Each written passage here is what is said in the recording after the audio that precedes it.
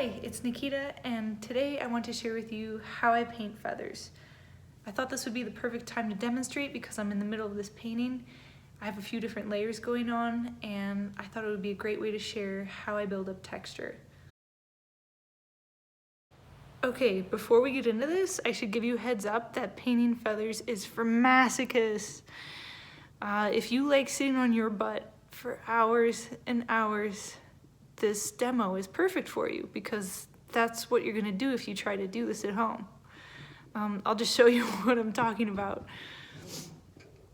So if you get close here, you can see there's feathers going up, down, side to side, the spiky ones, soft ones. There's gonna be even more than what you see here soon. There's probably enough brushstrokes on this canvas already to go from Earth to the moon. So, this demo is not for the faint of heart. All right, if you've decided to stick with me, let's get started. First, I want to show you a quick time lapse of the progression since the eye painting demo. You can see there's a couple different layers on the background and on the face. Right now I'm focusing on building up the underpainting to give the feathers that will go on top a richness of the colors underneath. Some areas of this owl's face are more finished than others, and I wanted to show you what brushes I'm using to get the effects that you see. So along the sides of the face, I'm using this 1/4 inch size angular brush to kind of come in here and get these effects. When I start to do more detail, I will go to smaller brushes like this 5/0 round brush and size 0 round brushes. That's what'll give you these tiny little unique feathers like this. And it's those little feathers, I think, that give the owl character and kind of bring it to life. And indeed, this brush, this 5/0 brush, is what I've used in this area between the eyes as well as the tufts to get the details that you see, as well as the eyes. It's these tiny little round brushes that I've been using. Here, the beak area, as well as underneath the beak area. I'm using larger brushes right now, such as, again, the 1/4 inch angular brush, and even the 1/4 inch size filbert brush, and even a size 4, so a larger size round brush. So that's what I'm using in here to get these details. What I'm really trying to do in this initial first layer is just get the shadows down to set up the next layer for more detail. It doesn't need to be perfect. It does need to be smooth though. The smoother you can get your underpainting, the easier it will be to get the details that you want on top. You can usually add more texture to subsequent layers, especially the top layer. Because with the top layer, what you really don't want is texture from the underpainting sort of competing with that top layer. It sort of distracts from the final result that you're going for. Also, really quickly, I want to walk through the colors that I'm using.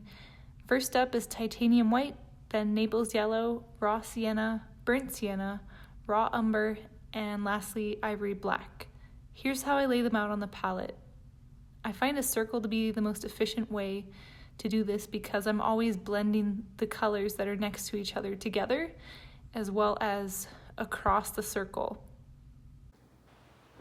I like to keep a little spray bottle handy when I'm using water mixable oil colors. I'll do a couple of light sprays initially when I get started painting to help the paint stay moist and prevent them from drying prematurely. It also helps blend 2 different colors or 3 different colors together. Right now I am working on making a little warm honey color out of this raw sienna favorite sienna. It's a little dark right now, so I might add a little Naples yellow.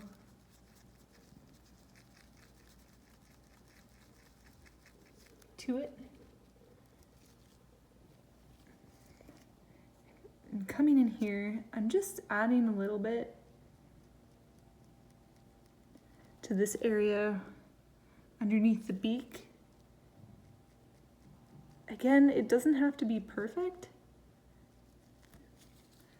Sometimes, I guess if anything, I'll default to making the colors a little bit darker on the underpainting because you can add lighter colors on top.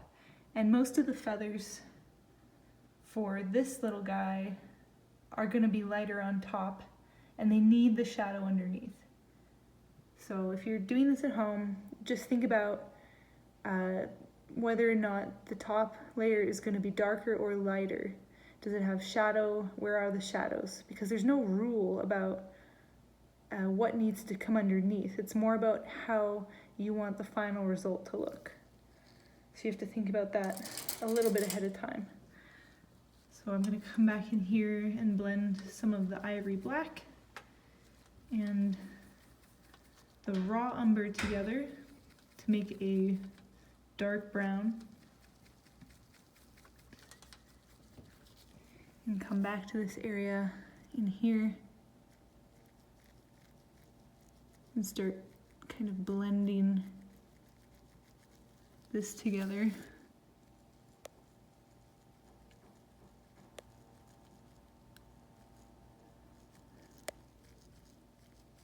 Doesn't have to be perfect, just has to be smooth.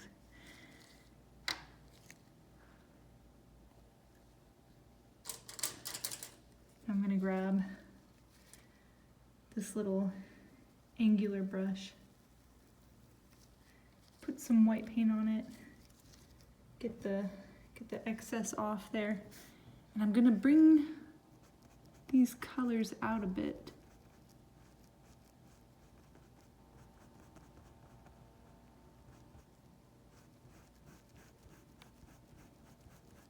Sometimes I'll put down a very light coat of white paint and then blend everything into it.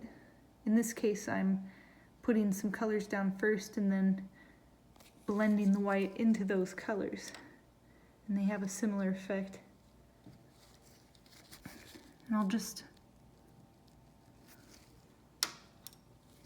pull that out a little bit.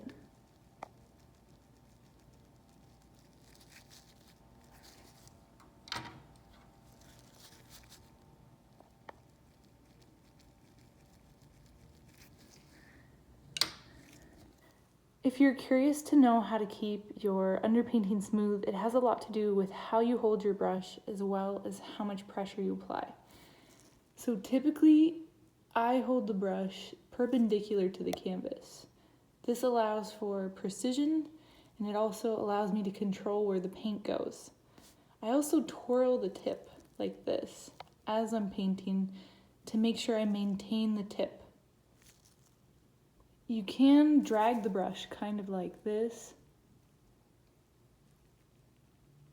and you'll get more paint on the canvas, but the paint might come off on either side of the brush unevenly. Of course, you can come back and smooth it out in the same way with your brush at an angle, but if you want precision and if you want even distribution of your paint, hold the brush perpendicular and use the tip. All right, so now I will get out of my own way and I'll take some more time-lapse photos of this area as I complete it, and then I'll check back in when I start doing the top layer.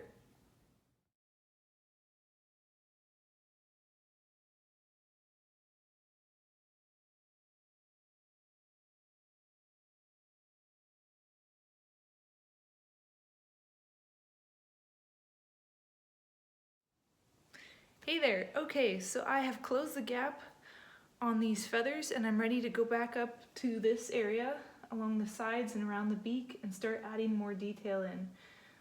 What I'm gonna do is zoom in to about this area, and I'll do some more time-lapse shots as I add more details so you can see how it gets built up. And I'll throw in a couple of short clips on exactly how I use specific brushes to create specific textures.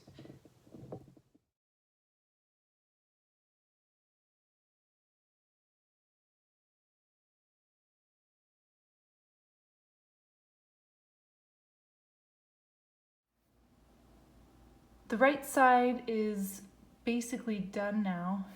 These were the brushes that I used, very small round brushes, and I was essentially doing this kind of back and forth, gentle sort of tug and war between the colors. So now I'm going to come up in here and do the left side, and then I'll get the beak area.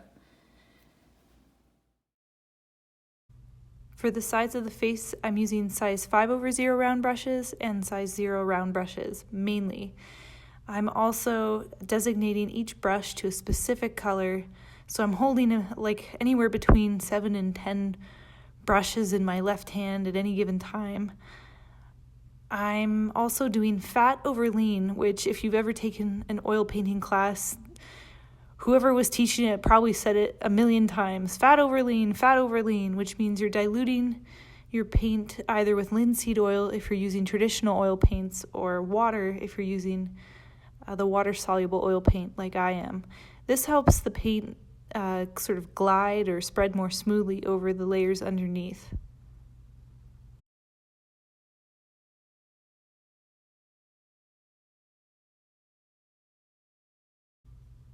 I'm really trying to capture the irregularities of the feathers here, even though they're subtle and they're soft, because again, I think that's what gives the owl personality. And I definitely recommend watching other tutorials and demos from other artists, because everyone's going to do it a little differently. I know some artists that use large angled brushes or fan brushes because they like a more impressionistic look. I like a really specific look. I want each feather to sort of stand out on its own, and that's my personal preference. So try out different ways of doing things and see what kind of feels most natural and best to you.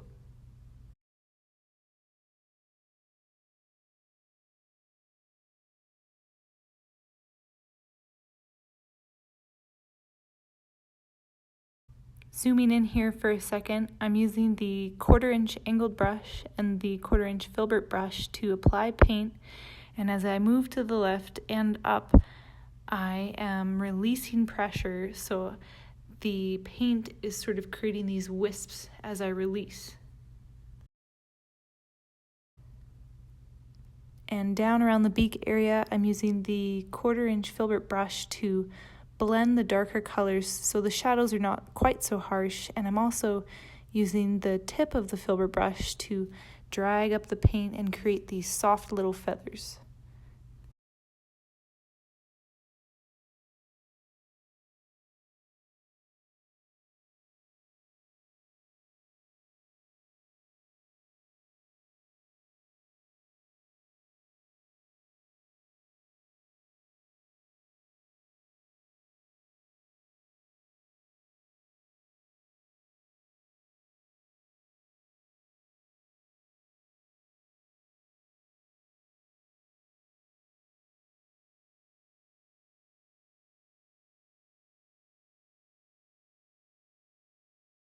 So here's what the painting looks like right now. I'm going to go into the beak area and actually paint over the beak itself. I'll add just the tiniest amount of ultramarine blue to make it stand out a little bit, and I will add some more shadow and defined feathers.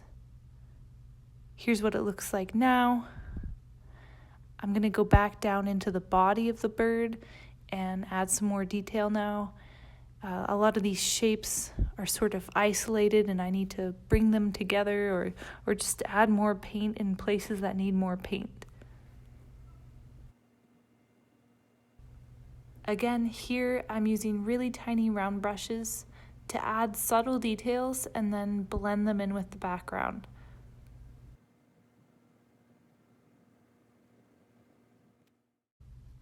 All right, here we are, the final result. I hope you enjoyed this demo. Feel free to ask me any questions below in the comments, and I'll do my best to get back to you. If you are interested in any of the specific paints I was using, I added links in the description so you can check those out too. Happy painting, have a great day.